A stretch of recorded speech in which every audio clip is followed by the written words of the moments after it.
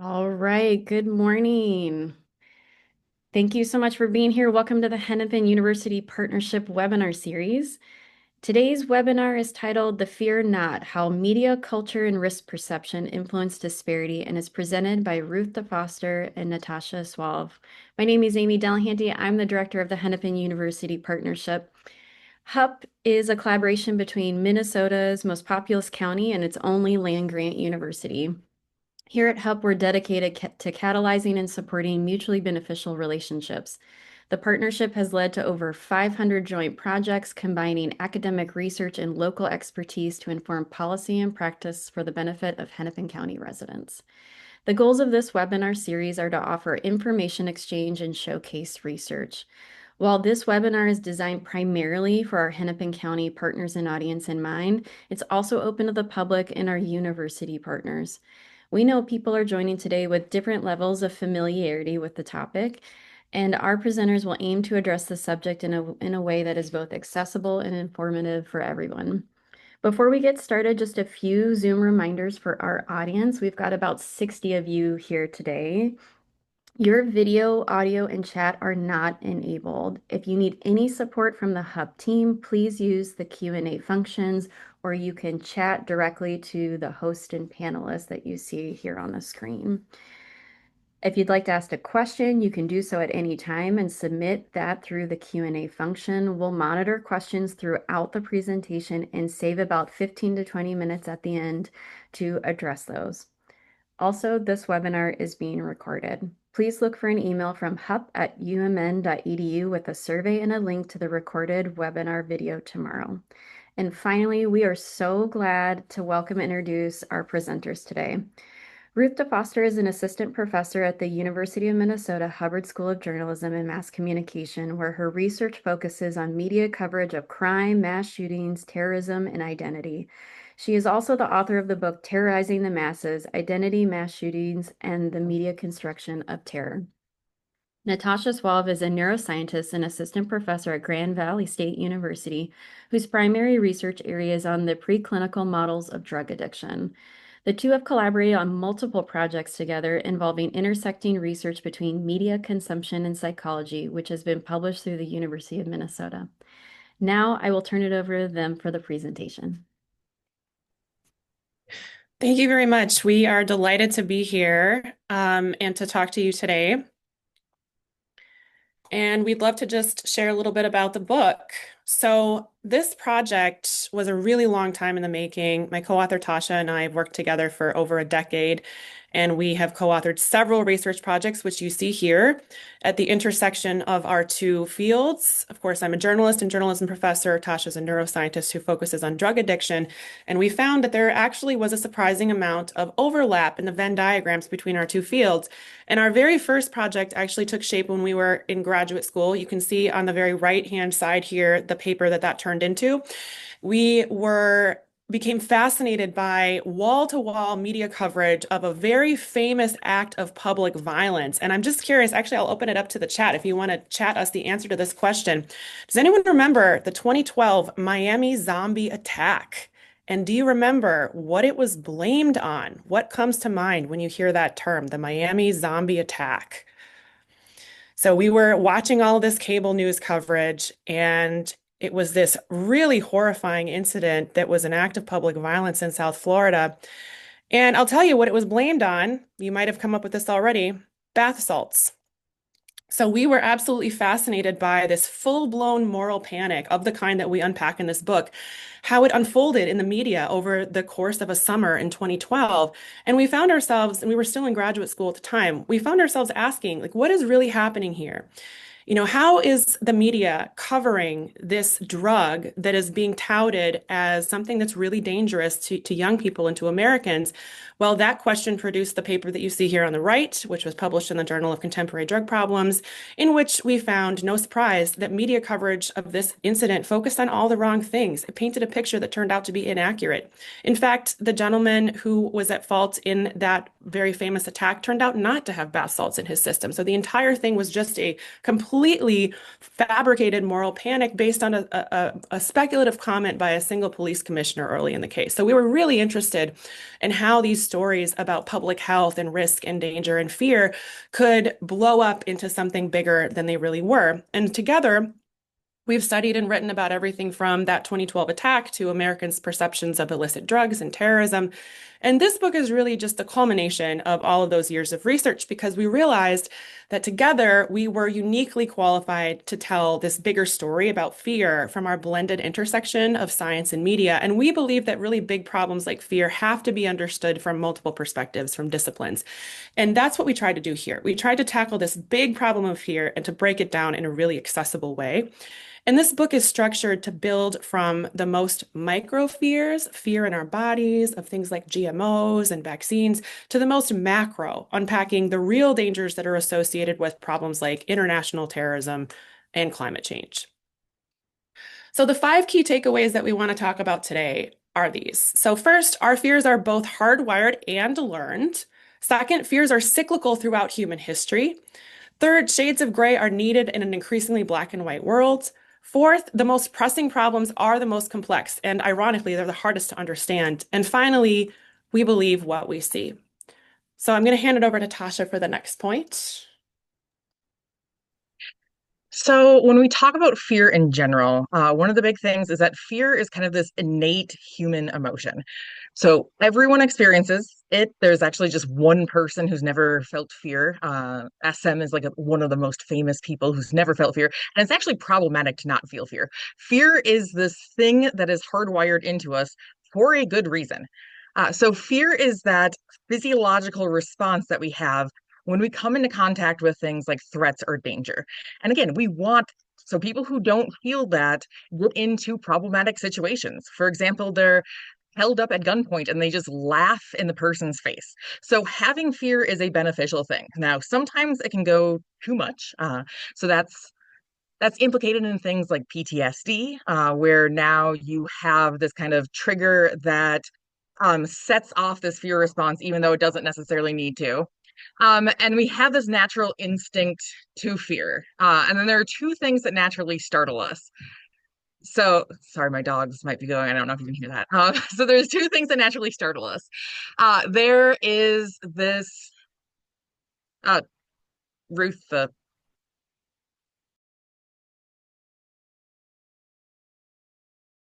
so one of the things that naturally startles us is this kind of natural fear of loud noises. So if your dogs start barking, for example, that can startle you.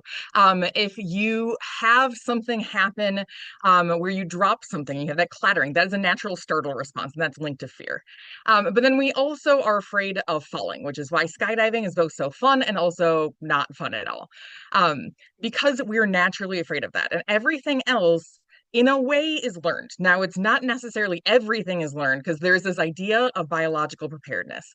So, the biological preparedness hypothesis is basically saying that we are predisposed to fear certain things. So when I put up this slide of spiders and snakes, some people might have had that natural reaction of, oh my God, what's up there? And you might not even want to look at the screen right now because we're naturally predisposed to fear things like spiders and snakes.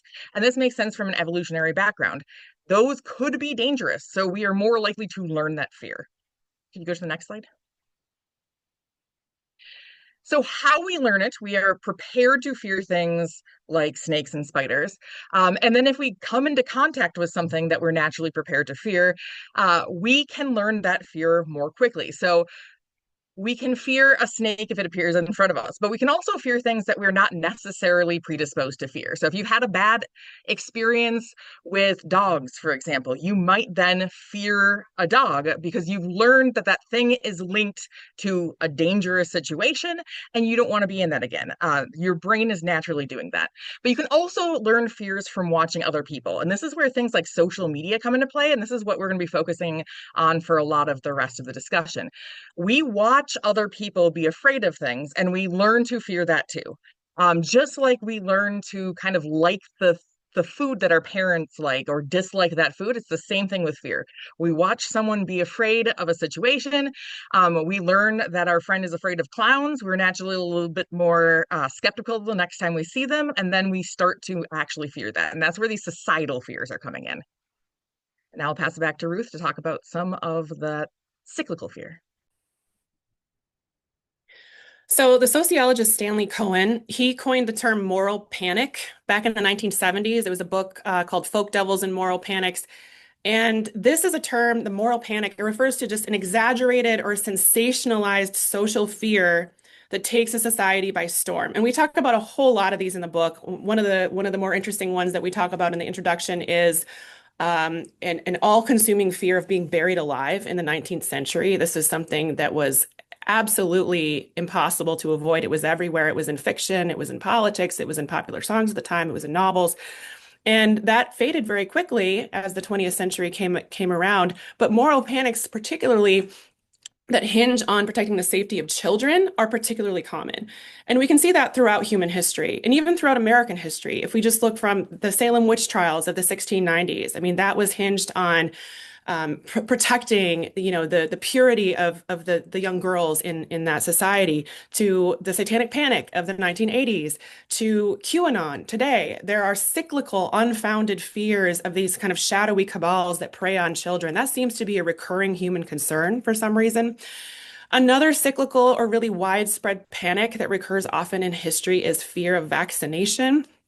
And as long as vaccination has existed, fear of vaccination has existed. And from a public health perspective, this pervasive fear of childhood vaccination has been absolutely catastrophic. My youngest two kids are in seventh grade. They're in middle school, and they've already been through 3 local measles outbreaks here in Minneapolis, including one that is spreading right now. And this is a really tough situation because we have the medical technology, we have the scientific consensus to enact a really effective childhood vaccination program, but instead, a lot of Americans have responded by pivoting to be fearful of vaccination rather than these deadly diseases that vaccination protects us against. Another example of a cyclical cultural fear is immigration. So fears of immigration in the United States are very cyclical. They even often boil down to the same tropes and the same arguments that are trotted out for each new wave of immigration. So, for example, the Trump claim that Haitian immigrants in Ohio were eating cats and dogs. That is not a new claim. That has its roots in very racist tropes about East Asian immigrants during the late 19th and early 20th century. And when discussing immigration, we can also see cyclical ways in which food is often used as a means to divide us. So in the 1920s, Italian immigrants were dismissed as garlic eaters. And today we see slurs based on food and immigration continuing to spread, like derogatory terms aimed at Mexican immigrants, or Laura Loomer's assertion that if Kamala Harris had been elected, the White House would smell like curry.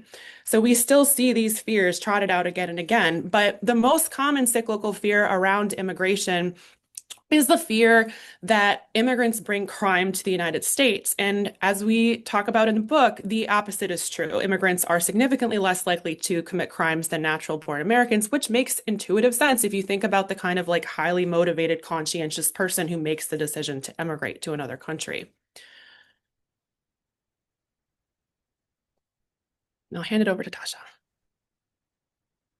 So actually, last point on that second point of fears are cyclical. Oh my gosh, fears are cyclical. There we go. Is this that witch hunt idea? I was looking at the news this morning, and there was a discussion about that TikTok video of the woman who called churches asking for help for her infant, and basically saying, "Here's who did help me and who didn't." There's a discussion around that saying that she has the spirit of a witch inside of her. So now we're back on the witch hunt. Even this morning, I saw that. So that idea that fears are cyclical, it also is based in this idea that things are either kind of dangerous or they're not. We fear things because we think that they could be a threat to us. And that is true. There are things that are threats to us, but pretty much nothing is this black or white. Rarely in this world, when it comes to danger, are things just incredibly dangerous or not dangerous at all. They have aspects that make them dangerous, but not everything is just a danger and bad. So we rarely have that dichotomy of safe versus dangerous. Basically, most of the choices that we have involve a risk versus benefit ratio. So we're trying to figure out, are vaccines actually that risky? And then you look at the science and it says that no, there are very few people who actually have adverse effects in comparison to the people who are helped by it. So you're looking at that risk benefit ratio. Are there risks? Yes, there are risks to pretty much everything. You can overdose on water, for example. But there's obviously a benefit to drinking water. So you need to always constantly weigh those two things. And those are incredibly hard decisions to be making. Could you go to the next slide? A recent example that I had of this was I was making a TikTok. I swear I'll stop talking about TikTok in this. But I was making a TikTok. I have a drug education TikTok. And somebody asked me to describe the science behind sleeping medications. And there are a variety out there. They wanted to know the neuroscience perspective of it. So I decided to make this video all about the pros and cons. And since I am not an MD doctor, I was very clear and like, I am not giving you advice on what's happening. I'm not giving you advice on which one you should be taking. I'm not talking about your side effects. I'm just giving the information out there. And so I went into this discussion about how people use allergies or allergy medication or antihistamines as a type of sleeping medication. Those are good, but you might have terrible withdrawal effects, like you're just itchy all over. Melatonin is pretty safe, but not effective. There's problems potentially with supplements. And I went into this video, and at the end, I kept getting comments that were like, okay, but tell me which one to use. Just tell me if I should be taking the antihistamine, which one is the best. And my point, and number three in terms of our key takeaways, is that there really isn't a best for everybody. There's not this one is great and this one is safe. And this one is dangerous. And you really need to worry about the side effects for this one. They all have their aspects of danger. They all have their pros and cons, and we need to be weighing this. We need to be very nuanced in our discussions of things because nothing is good or bad, especially when it comes to drugs. But when it comes to dangerous things, good or bad is kind of a false dichotomy. Now, Ruth will. All right, so number four, this is one of the great ironies of this book is that, like Tasha was saying, it's really easy for us to really pivot to like this all or nothing binary black and white vision of the world. And that makes it easier for us to sort of parse big problems. But ironically, the hardest fears to wrap our heads around are the most pressing. So problems like climate change, systemic racial and gender inequality, childhood poverty, pervasive American gun violence, and domestic, not international terrorism. So, for example, after September 11th, we pivoted as a nation toward this all-consuming fear of international terror. But by any metric, international terrorism is a problem so statistically insignificant for Americans that it approaches zero. You are exponentially more likely to be injured or killed by garden variety gun violence than you are an international terrorist attack. And the problem is that these big nebulous problems like climate change, they don't provide us with one pinpointable cause, one single villain that we can blame. And you might feel helpless to try to solve it. It's easy to ignore these problems because we don't think we have any power to contribute to the solution. But I think about problems like climate change the same way I think about voting. It is all in collective action that we actually have the ability to move the needle. Yes, my individual vote isn't worth much in the grand scheme of the entire country. And similarly, it might be fatalistic. It might be easy to feel fatalistic about trying to solve the biggest and most complex social problems because you're just one person. You don't have the ability to solve them. But, things like climate change, yes, as an individual, switching to a metal straw probably won't make much difference. But if we all pivot away from single-use plastics, shop locally, call our representatives, donate, vote, show up for the environment, then we actually can mitigate the effects of climate change. And I did just see a report last week that said that pivoting to green energy, we've managed to stem the tide, head off the very worst possible effects of climate change. So actually, we have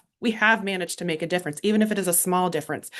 And just as if we all vote, we can actually produce policies and leaders who truly reflect the will of the people. So even as large-scale change can feel elusive, as individuals, we still have the power to choose what we believe and what we advocate for and what we seek to change for the better. And then the last main takeaway is that we believe what we see. Um, so we live in this world in which our social media algorithms are basically set up to give us confirmation bias. Let me unpack this for a little bit. So when we go onto Facebook, when we go onto TikTok, when we go onto Instagram, basically it feeds us the information that we want to see, the things that we interact with, the things that we like the most. And in doing so, this means that we're being fed information that we like. And typically, the information that we like is the stuff that is confirming our already held beliefs. So, if we believe in a certain political stance, for example, we are probably going to be more likely to be friends with people who have that same political stance. So, they're likely to be posting things to their Facebook that you would agree with. Then you happen to like those posts. And now all of a sudden, it's this the sequence of events that leads you to have a social media feed that basically agrees with you all the time. This leads us to becoming kind of more extreme in our views. So when we only hear information that supports our own views, that is just confirming this idea that we are right. And it makes us dig deep into this idea of, okay, this stance is right, everyone else's stance is incorrect. And therefore, you are on, again, that dichotomy, that different side of the coin. I am right in my opinion, they are wrong in their opinion. Um, and then we get this information fed to us, but we also get a lot of misinformation. And we have a tendency to also agree with the misinformation that supports our beliefs as well. And this is extremely problematic sometimes. So we are in this kind of minefield of a world in terms of social media misinformation. You don't necessarily know who you can trust. Now we're at the point where AI can make extremely convincing deepfakes. So we are in this world in which we don't know what information is true and which experts you should believe. And this leads to dangerous problems. So could you go to the next slide? So a recent example of this is cough CPR. So this was something that was kind of making the rounds on social media. It was this idea that if you're having a heart attack, all you really need to do is just cough very prominently. So severely start coughing, start like kind of pounding your chest, start coughing as deeply as possible. And then that could actually potentially start a heart attack, stop a heart attack. The problem is that this doesn't really work that well. And in fact, the other things that they recommend, so immediately calling 911, trying to find somebody near you to come out and help, those are more beneficial than cough CPR. So this idea that you can stop a heart attack with cough CPR was actually very dangerous. So if you see in this picture, this is can cough CPR help stop a heart attack? This is the type of kind of BuzzFeed article that you see. Could this work? But in fact, it doesn't. And then propagating this information is very dangerous to people. The American Heart Association basically sent something that said, we cannot do this anymore. This is dangerous. Stop even talking about whether this works because this leads people to believe that it works. So this idea of we believe what we see, and a lot of the information that we see nowadays can easily be misinformation. It can be deep fakes. It can be people who are trying to help but are misguided and don't actually know what is accurate out there. So we have a tendency to just jump onto the trends that we see. We have a tendency to live in this algorithmic world that constantly supports our own views, and together that kind of twists what fears are actually in existence in our minds. I would just add to that too, that I think what you're describing here too is part of the phenomenon is like people will just see an image like this and they will share it without actually clicking on the link. So they'll never get to the answer of like, can cough CPR help stop a heart attack, which is no. And they'll just share that like on Twitter or on Threads without actually getting to the content of what's in there. And that's a real problem, especially on social media. And I think this is irresponsible journalism, frankly, if BuzzFeed is putting this out as a question like that. But that leads us to the question. It's a lot of doom and gloom. Where do we go from here? As Tasha mentioned, we are in the midst of an unprecedented epistemological crisis in this country. Rather than deriving our news from the work of a trained class of journalists, which was the case for most of the 20th century, As Tasha mentioned, most Americans now get their news delivered algorithmically. And this is really dangerous because algorithms on social media cannot discern truth. They only care about maximizing your time on the site. And to do so, they're not going to show you anything that contradicts your pre-existing beliefs. There's a great book on this. It's very prescient because he wrote it in 2009, like before we got to the stage we're at now, by Eli Parasite. It's called The Filter Bubble. Highly recommend. And he put it in this book like this. He said, sites like YouTube, Twitter, and TikTok, they don't ever give you information vegetables. They only give you information junk food, which makes you feel good and it conforms to what you already like and believe. And how do you get out of that? Well, it's really important to subscribe to whichever organization in your area is still doing local journalism. There are still a lot of us out there. We are working really hard to tell objective, balanced stories. It is easier, yes, I totally understand, to like lay back and allow an algorithm to passively deliver you information junk food, but we all need information vegetables too, today more than ever. And here at the Twin Cities, we are really lucky. We couldn't be more lucky in terms of the local, robust journalistic media landscape. We have, I mean, just to name a few, the Pioneer Press, the Star Tribune, the Minnesota Reformer, MinPost, the Minnesota Women's Press, the Stahan Journal. I could go on. I mean, we have just so many amazing local outlets. So our big piece of advice is when you're feeling confused or overwhelmed by an issue, take time to consciously opt out of the algorithmic echo chamber and seek expert consensus, especially on issues of great importance like childhood vaccination, gun safety, and climate change. Thank you. And that's all we've got. Love to open it up for questions. Yes, so if you have a question, please pop it in the Q&A and we'll sort of take that one by one. In the meantime, and I'll kind of kick a question to the panelists that I had. In kind of Natasha, you were sort of mentioning AI deepfakes and sort of in this new era where you have that going on and issues with inaccurate or incomplete information. Where have you seen other impacts of this? What's the research and data saying? Or is AI just sort of like moving faster than research and policy can keep up with us in this area? So I can start if you are okay with that. So I'm on a deep fake binge right now, because I'm working on it for my next book, actually talking about how difficult it is to figure out what is real or not out there. And the problem is you're right. We don't know what's going to happen. So AI has been at kind of a breakneck pace right now. And we are not ahead of the ethics. So the first study looking at deepfakes was actually done in like 2020, in terms of how deepfakes impact people's perceptions. And as of right now, we do know that it seems like reading something is very impactful. So if you read an op-ed, if you read some sort of specific tweet that says, oh, hey, today I learned, and then it's just in misinformation, that is likely to persuade.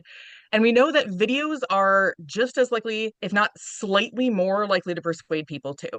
And the problem is that now deepfakes are basically easily made by pretty much everyone. You can go online and ask AI to do things, and this is creating huge problems. So, for example, somebody just um, basically ended up losing their company $25 million, because there was a video of that they were on a video chat with everyone from their colleagues. Their CFO was supposedly on the chat and basically said, you need to send the money. It turns out everyone in the video was deep fake. We've reached the point where we can just make people believe that their colleagues are actually real, when they're fake. So we don't know what the long-lasting impact of this is. We know that it can be persuasive, but it's also making people, the science says it's actually making people mistrust information more. So it's not necessarily that if they trust it, it's bad. Now we're at the point in which people just don't trust anything. And when you don't trust anything, it is really hard to buy into accurate information because you don't know what's accurate, and it's really easy to start to believe misinformation, and it's much easier to believe in things like conspiracy theories because of that. Thank you. All right, we've got quite a few questions coming in, and just a reminder, put those in the Q&A chat and we'll get to them. We have a question here. Any comment on algorithms within a website like New York Times? That's a good question. So yeah, increasingly, news organizations are also pivoting to algorithmic delivery, and NYT is certainly one of them. I'm troubled by that. I think that the best way to really stay abreast of sort of local issues, or even just like news in general, or at least what I do, is I subscribe to like the daily roundup that various organizations put out in your email every morning. So you're getting like, here are all the main stories, and you're getting them from different perspectives. So I subscribe to the Wall Street Journal and the New York Times because I want to read their editorial pages directly without them being filtered through the algorithm and coming to me through someone else's perspective. So it is like harder to consciously opt out of the algorithm when that's how everything is being delivered. And I would add to the point about AI to just something that some of my colleagues mentioned that I hadn't thought about. In terms of public accessibility of AI programs and in terms of the quality of AI programs, I think we're probably at the zenith of what it's going to look like because it's being completely underwritten right now by private capital. As soon as AI moves into the realm of like being advertising laden consumer products, it's going to go down in quality. But at the same time, like everyone in the industry is wholeheartedly embracing AI. So I just did a tour of an advertising agency here in the Twin Cities that I won't mention the name, but they mentioned that they laid off 30 staff members in order to pay the $1 million that they needed to support their AI program. And so like this is what's happening in the future. Like the industry is using it, journalists are using it, but I think more than ever, we just need to be as literate as we can, as media literate as we can about where that information is coming from and whether something has been manipulated using an AI program, which is getting harder and harder to tell. Thanks. Um, we have a question in the chat that says, can you remind our audience, what's the name of your book? The Fear Not: How Science, History, and Culture Shape Our Fears and How to Get Unstuck. And it is available everywhere books are sold. And we will be sure at the end of this Oh, there it is. presentation tomorrow, we will remind folks of where you can find that book as well as the name. Next question, what about our local and national broadcast news programs? I am not sure how reputable they are anymore. I can tackle that. So I have a bias because I was a print journalist, but I will say in the aggregate, I think broadcast news trends more sensationalist than print media. And when I say print media, I'm talking about both web and traditional print at this point. And that's because of the nature of the medium, right? I personally do not watch any TV news. I certainly don't watch any cable news because I believe that, there isn't enough news to fill 24 hours. And so what you end up getting is a lot of talking heads sort of shouting at each other. And that's not a constructive way to have a conversation about politics or about the nature of reality. So in the aggregate, I personally shy away from most broadcast news, with the conspicuous exception of PBS NewsHour Frontline. They do a great job. Thanks. Next question. What are your thoughts on the public's growing distrust of local journalism, particularly when it comes to perceived bias from reporters or news organizations? That might be a question for me too. It's a well-known problem. In fact, I was teaching an advertising class the other day, and I pulled up the latest poll rankings from Gallup about like the perceived credibility of different categories of professions in the United States. Journalists are just above advertisers, but they're below used car salesmen. So this is not great. Like this is not a great landscape that we have to contend with. And it is really tricky because like I'll say as a former local working print journalist, like no one ever writes to you and says, "Hey, great job." They write to you and say, "I hated what you wrote and you spelled my name wrong." So it's already like a really tricky environment for those folks. But I think that the waters are being muddied by the fact that there are a lot of independent organizations who are identifying themselves as journalists who like I would not consider to be journalists. And so there's this question of like who gets to identify as a journalist? Is it just some guy with a podcast and a microphone? Is it somebody who went to J school and has been expertly trained in how to like vet their sources? I would I would lean toward the latter, but there are some of my colleagues here in the Hubbard School who would probably say that actually anyone could be a journalist. So it is a really subjective question. And I just think we need to be very discerning about figuring out the source of information rather than just sort of defaulting to letting it come to us, if that makes sense. Mm-hmm. Could I add something here too? It's we are not trusting pretty much anyone at this point. So it's not just a distrust of journalists, it's not just a distrust of the media. We don't trust scientists, we don't trust our politicians, we don't trust basically anyone. And this erosion of trust is a very big problem. So it's not just that there are journalists and kind of like faux journalists, it's also that there are like scientific experts and faux scientific experts. There are people who say that they understand public health or are doctors and they are touted as expert status, but are not actually well versed in their field. So this distrust of basically everyone is a huge problem in terms of the misinformation bubble. Mm. And we'll get back to that point a couple questions down.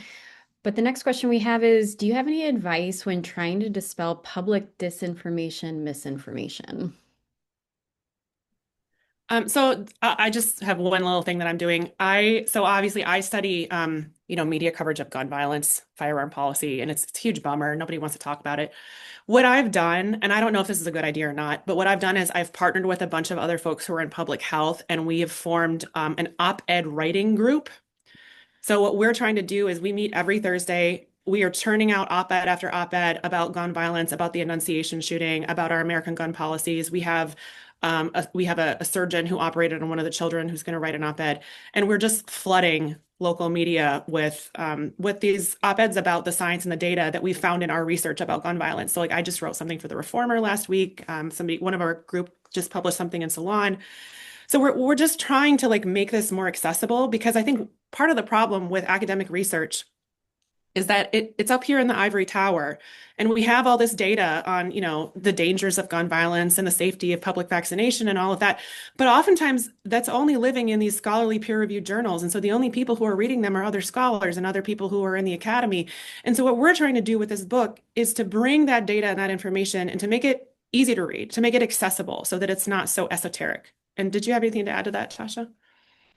Yeah, so for kind of the average person who might not have like a platform too, it's pretty easy to start small and start building things. So watch what you share, double check what the source is. This is a standard thing. I'll like look through headlines and I'll be like, oh, that's interesting, and I'll want to say it to my husband, and I'm like, wait, hold on just 1 second, and then I actually do the research in it. So just double checking what you're sharing, double checking what you're talking about, and if somebody is saying something that might not be correct, just bring that up. But like, Facebook debates are not going to change anybody's perspective. We know that just commenting on someone's post and saying this is misinformation, that's actually not that helpful. Now, some of these kind of bigger picture things, where social media might have like the misinformation warning at the bottom of videos, that could help. But every day, for when you start to scroll through your social media, just be more aware that you might be kind of thinking in your own bubble too, and double check your sources. Kind of do the what is called like the crap analysis. Make sure that everything's recent and it's by a valid source, so it's a credible, reliable source. Start doing that with your daily news too. I will say I'm loath to praise Twitter in any way, but the community notes feature in Twitter has actually proven to be a fairly successful mechanism for trying to combat some misinformation. I'd love to see more data on that down the road, but I think that's a really great tool where like if there's something that's plainly wrong, the community they can sort of ratio the tweet and come back in and say, hey, no, actually this is wrong. I think along the same lines, I'm going to go a little bit out of sequence with the questions in our Q&A. But I think, Tasha, you were getting to this as well, around recommendations. What recommendations do you have around encouraging media literacy for yourself and others? You talked about some of the tactics and pieces. How do you approach those conversations with people you know versus strangers? So I just read a book about persuasion, which makes me sound a little bit devious, but that's not the point of it. So one of the main points about persuasion is that statistics don't change people's minds. It's this idea that stories are kind of the economy that we live in. So narratives and like why we care, that's more important. So it's hard to have those conversations. In fact, my school is having an entire like 4-day teach-in just to talk about how to have critical, difficult conversations because it's the world we live in. It feels like, again, that black and white dichotomy, it feels like people are on one side or the other, and it's hard to bridge that. One of the things in the book that I was reading was basically saying that the more you find those commonalities, so start with those common things that you both agree with.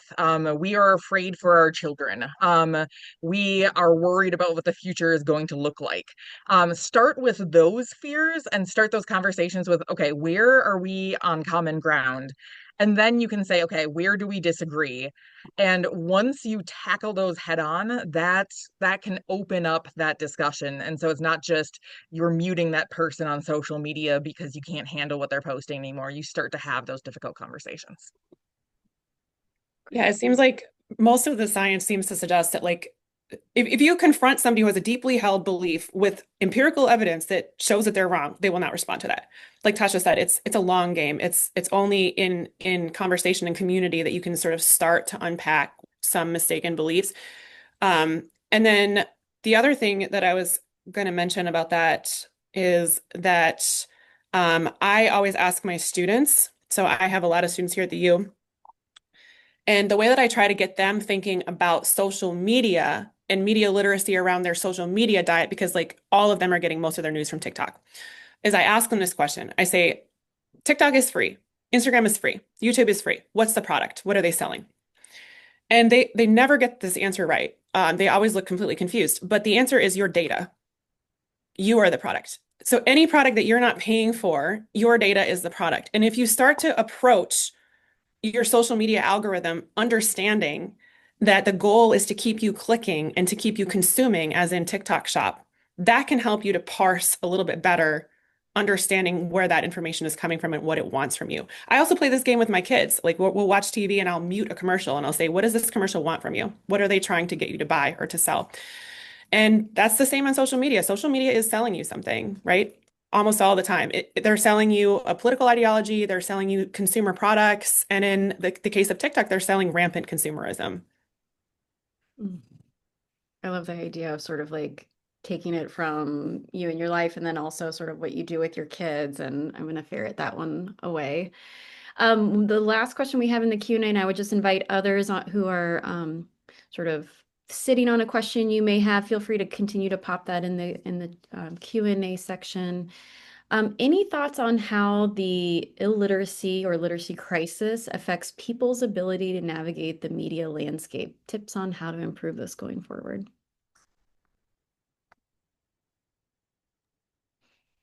So I guess I can start here. I am a little so I teach undergraduate students. They're about 20 years old, and I have two adult children who are 20 and 21. And something that I've noticed, and this is actually really concerning to me, is that they can't type. And I started to ask them about this, and I realized it's because it was well intentioned, but in the state of Minnesota, we give every kindergarten child an iPad, and then they do all their work on that iPad from K through 12. And then they come to college and they can't type and they haven't learned, all of the things that they need to learn in order to have the study skills that they need.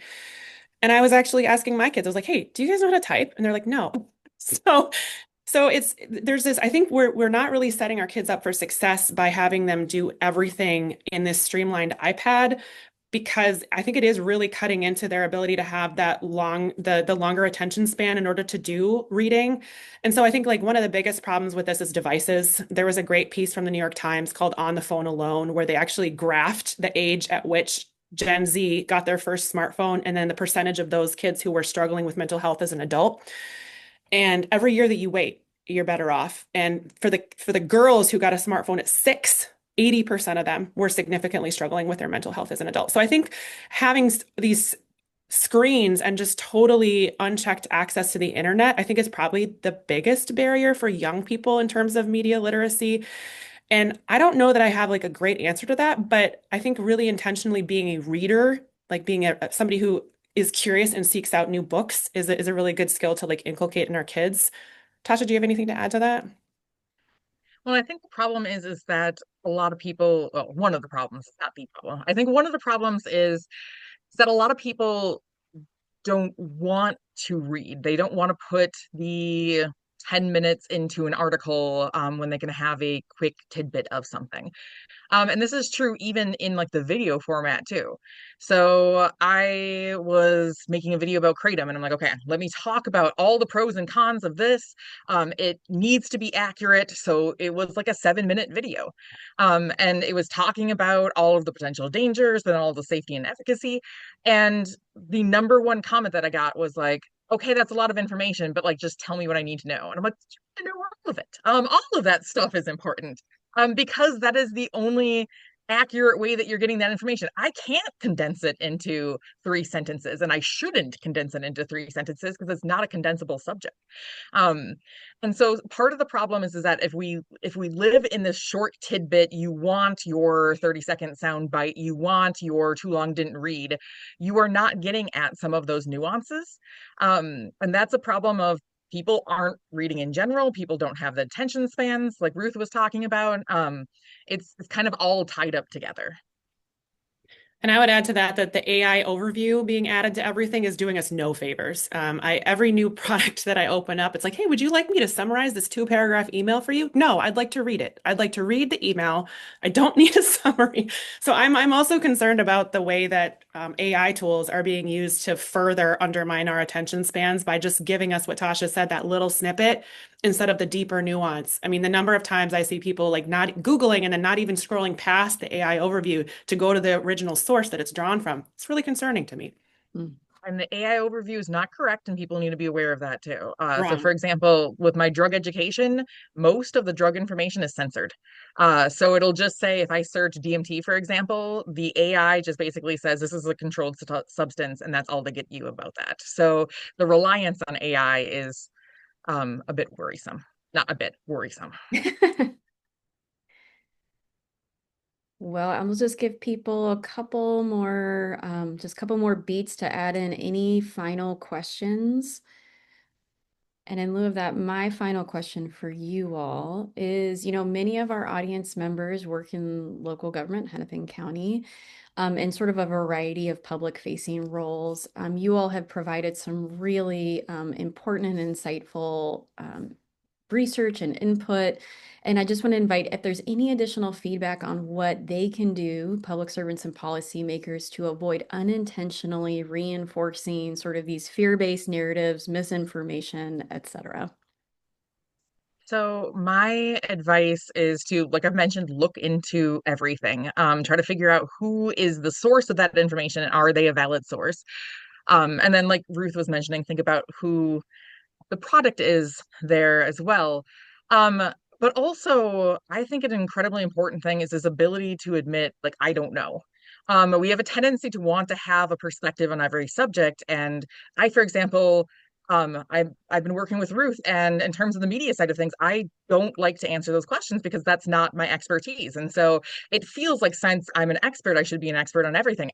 Not. I'm an expert on my things, and you're an expert on your things. So if you don't know what your view is on something, don't automatically jump to something. Say, I don't know. Say, oh, that's interesting. Let me look into this and start thinking about just kind of being able to have a neutral position because it's actually more difficult than it feels. All right, we do have another question in the Q&A. In your classes, do you have ways to vet the writing of your students' use of AI? It's harder than it's ever been. I teach an online class that is 250 students, and unfortunately, AI use is just absolutely rampant. Yeah, there are some really clear tells. Use of an M dash, the word moreover is one. It loves a bullet pointed list. Generally, it loves to write at the graduate level, and undergraduate students cannot write at the graduate level. So the way that I typically look for that in my classes is whenever I have a prompt that I'm asking them to do, I run it through ChatGPT. I run all of my work through ChatGPT or through our Google Gemini, which is proprietary and it doesn't go to the cloud. And then I look at what comes out, and 9 times out of 10, it's really obvious. It's really obvious. So like I have an online discussion board 3 weeks ago, and I asked my students to reflect on their middle school memories, and 30% of the class produced the exact same post. And I was like, I know you did not all share these exact memories.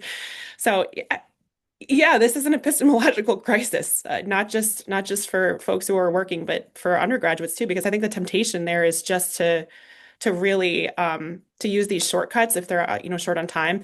Jody has a follow-up. What teaching ways do you use to help students think and write for themselves? Here's what I say, because I'm training journalists and advertisers. I say, when you go into the workforce, every employer you have is going to have an AI program that is staggeringly superior to ChatGPT. It's going to be their own. So like every local news organization, agency, they all have their own. So what you are here in college to do is to prove to a future employer that you can do a better job writing than a publicly available chatbot. So if all you're doing is churning out chatbot answers, you're not going to get a job. And that seems to work with them. They seem to understand that they will have to leverage AI in their jobs, but it's not just a matter of typing a prompt into ChatGPT and copying and pasting what comes out. They have to learn those critical thinking skills and those writing skills. Question here. It looks like Hennepin County Library, or maybe it's a statement. It looks like Hennepin County Library doesn't have your book, Ruth. I'll check into that and see if we can get it. That would be great. All right, final 10 or so seconds to pop in your last burning question for Ruth and Natasha.